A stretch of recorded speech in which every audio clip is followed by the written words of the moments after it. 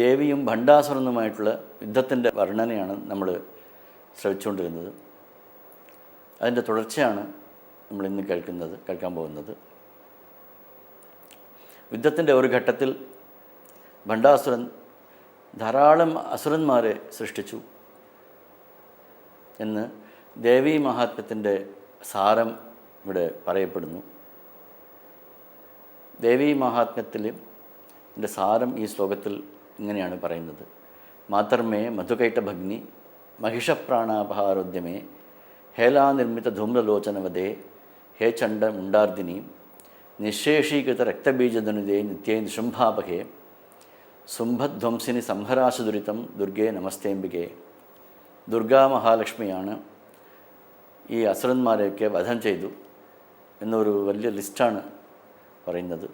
മധുകൈട്ടഭന്മാർ, ചണ്ഡമുണ്ടന്മാർ, ധൂമ്രലോചനൻ, ശുംഭനിശുംഭന്മാർ, മഹിഷൻ എന്നൊക്കെ ഉള്ള അസുരന്മാരൊക്കെ ഈ ഭണ്ഡാസുരൻ്റെ അസുരശക്തി കൊണ്ടുണ്ടായതായിട്ടും മധുകൈട്ടഭന്മാരെ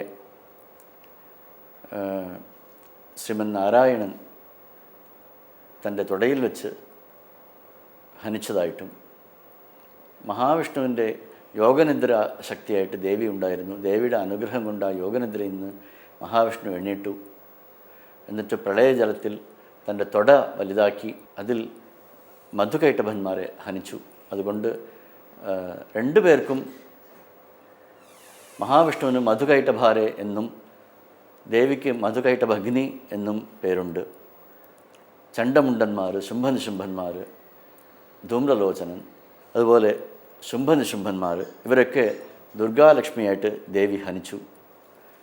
അത് കഴിഞ്ഞ് ദശാവതാരങ്ങളെയും ഈ ഭണ്ഡാസുരൻ ഉണ്ടാക്കി എന്നാണ് പറയുന്നത്. മഹാവിഷ്ണുവിൻ്റെ അവതാരങ്ങളല്ല, മഹാവിഷ്ണുവിന് എതിരായിട്ടുള്ള അസുരശക്തികളൊക്കെ ഇയാൾ ഉണ്ടാക്കിയത്രേ.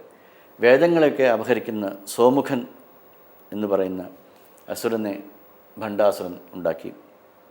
ദേവിയുടെ വലത് കൈ നഖത്തെന്നും മത്സ്യാവതാരമുണ്ടായി. അങ്ങനെ സോമുഖനെ മത്സ്യാവതാരം ഹനിച്ചു.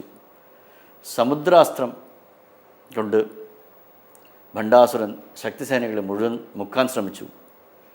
അങ്ങനെ ചൂണ്ടാണി വിരൽ അതിൽ നിന്നും വലത്തെ കൈയിൽ കൂർമാവതാരമുണ്ടായി. അതിലൊക്കെ ശക്തിസേനകളിൽ നിന്ന് രക്ഷപ്പെട്ടു. ഭണ്ഡാസുരൻ ഹിരണ്യകശിപുക്കളെ ഉണ്ടാക്കി എന്നും ദേവിയുടെ വലത്തെ കൈയിലത്തെ നടുവിരൽ അതിൽ മഹാവരാഹമുണ്ടായി ഹിരണ്യാക്ഷനെ ഹനിച്ചു. മോതിരവിരലിൽ നിന്നും നരസിംഹമൂർത്തി ഉണ്ടായി. നരസിംഹമൂർത്തി ഹിരണ്യകശിപുവിനെ വധം ചെയ്തു. ഭണ്ഡാസുരൻ മഹാബലി ചക്രവർത്തിയെ ഉണ്ടാക്കി. ചുണ്ടുവിരൽ വലത്തെ കൈ ചുണ്ടുവിരലിൽ നിന്ന് വാമനാവതാരമുണ്ടായി. അതുപോലെ കാർത്തവീര്യാർജുനന്മാരെ ഭണ്ഡാസുരൻ നിർമ്മിച്ചു. ഇടത്തെ കൈയുടെ തള്ളവിരൽ അതിൽ നിന്നും പരശുരാമാവതാരമുണ്ടായി. ഇങ്ങനെ കാർത്തവീര്യാർജുനന്മാർ നശിച്ചു. രാവണൻ, കുംഭകർണൻ ഇവരെ ഭണ്ഡാസുരൻ സൃഷ്ടിച്ചു. ഇടത്തെ കൈത്തെ ചൂണ്ടാണി വിരൽ അതിൽ നിന്നും രാമലക്ഷ്മണന്മാരുണ്ടായി. ശ്രീരാമൻ രാവണനെയും കുംഭകർണനെയും വധിച്ചു. ഇന്ദ്രജിത്തിനെ ലക്ഷ്മണൻ വധിച്ചു. ദ്വിമദൻ എന്നുള്ള കുരങ്ങനെ ഭണ്ഡാസുരൻ സൃഷ്ടിച്ചു. അങ്ങനെ ഇടത്തെ കൈത്തെ മധ്യ വിരൽ അതിൽ നിന്നും ബലരാമനുണ്ടായി. ഇങ്ങനെ ദ്വിമദൻ എന്നുള്ള കുരങ്ങായിട്ടുള്ള അസുരനെ ബലരാമൻ ഹനിച്ചു എന്നാണ് ഭാഗവതം. കംസൻ, ശിശുപാലൻ, ദന്ത്രവക്തൻ ഇവരൊക്കെ ഉണ്ടായി. ശ്രീകൃഷ്ണ ഭഗവാൻ ഇടത്തെ കൈ മോതിരവിരൽ നിന്നും ഉണ്ടായി. അവരെയൊക്കെ കൊന്നു. കലിയസ്ത്രം ഭണ്ഡാസുരൻ ചെയ്തു. ഇടത്തെ കയ്യിൽ നിന്ന് കൽക്കി അവതാരമുണ്ടായി. ഇങ്ങനെ കരാങ്കുലി നഖോത്പന്ന നാരായണ ദശാകൃതി, ദേവിയുടെ കൈവിരലുകളിൽ നിന്നും ദശാവതാരങ്ങളുണ്ടായി എന്നും ഭണ്ഡാസുരൻ അതിഭീകരമായ അസുരവംശത്തെ സൃഷ്ടിച്ചു എന്നും അതിനൊക്കെ പ്രത്യസ്ത്രമായിട്ട് ദേവി അവരൊക്കെ കൊല്ലാനുള്ള ഉപായമായിട്ട് ഈ ദശാവതാരങ്ങൾ മൂർത്തികളും ഉണ്ടായി എന്നും അവരോട് ദേവി കൽപ്പിച്ചു. എല്ലാ യുഗത്തിലും ഇതുപോലത്തെ അസുരന്മാരുണ്ടായേക്കാം. പല രൂപങ്ങളിലും പല നാമങ്ങളിലുമാണ് അവർ വരുന്നത്.